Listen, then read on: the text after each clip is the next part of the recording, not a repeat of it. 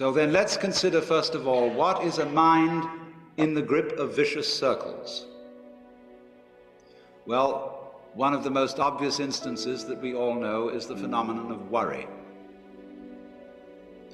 The doctor tells you that you have to have an operation. And that has been set up so that automatically everybody worries about it. But since worrying takes away your appetite and your sleep, it's not good for you. But you can't stop worrying, and therefore you get additionally worried that you are worrying. And then, furthermore, because that is quite absurd, and you are mad at yourself because you do it, you are worried because you worry because you worry. That is a vicious circle. So now, can you allow your mind to be quiet? Isn't it difficult?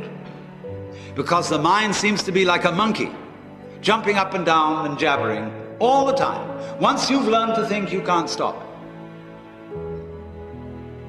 And an enormous number of people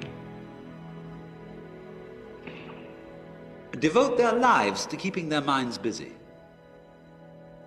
and feel extremely uncomfortable with silence. When you're alone, nobody's saying anything, there's nothing to do. There's this worry, this lack of distraction. I'm left alone with myself, and I want to get away from myself. I'm always wanting to get away from myself. That's why I go to the movies, that's why I read mystery stories, that's why I go after girls or anything that you do, or get drunk or whatever. I don't want to be with myself. I feel queer. So, well, why do you want to run away from yourself? What's so bad about it? Why do you want to forget this? Why do you want to become yourself? Because you are addicted to thoughts. This is a drug, a real dangerous one. Compulsive thinking, going on and on and on and on and on all the time. It's a habit. So there's a difficulty about stopping that activity. And you really have to stop it if you want to be sane. Because if I talk all the time, I don't hear what anyone else has to say. Then I'll end up in the situation of having nothing to talk about but my own talking. Or so in exactly the same way, if I think all the time, I won't have anything to think about except thoughts. So in order to have something to think about, there are times when you simply must stop thinking.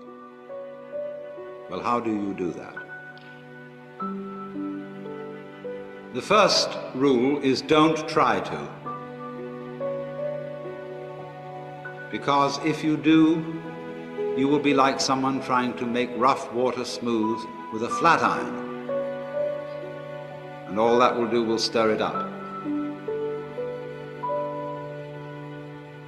So in the same way as a muddy, turbulent pool quiets itself when left alone, you have to know how to leave your mind alone.